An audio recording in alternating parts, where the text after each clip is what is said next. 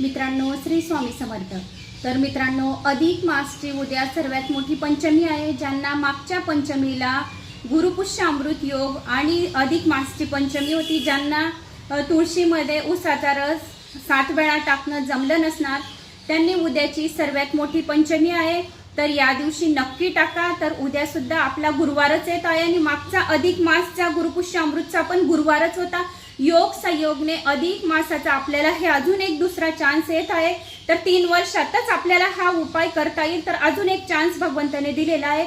ज्यांना पिरियड आली असेल या काही कारणास्तव ज्यांना हा उपाय करणं जमला नसणार, त्यांनी उद्या तुळशीच्या गमल्यामध्ये 7 वेळा उसाचा रस हातात घ्यायचा आणि आपलं नाव आपलं गोत्र करून आपल्या मनातल्या इच्छा सांगायच्या तुळशी मातेला। तर तुळशी माता आपल्या सर्व इच्छा कामना पूर्ण करेल आणि 3 वर्षात आपल्याला अगणित महाधन संपदाची प्राप्ती होईल। ज्यांनी हा उपाय केला नसणार, तर उद्याच्या दिवशी पंचमी आहे तर नक्की करा। उसाचा रस नाही भेटला तर गुळाचं पाणी करून 7 वेळा आपलं नाव आपलं गोत्र करून ते तुळशीमध्ये टाका। म्हणजे आपल्याला 3 वर्षात खूप धनसंपदाची प्राप्ती होईल। आर्थिक अडचण दूर होतील। जे काही आपले कार्य होत नाहीये त्या कार्यांना मदत होईल।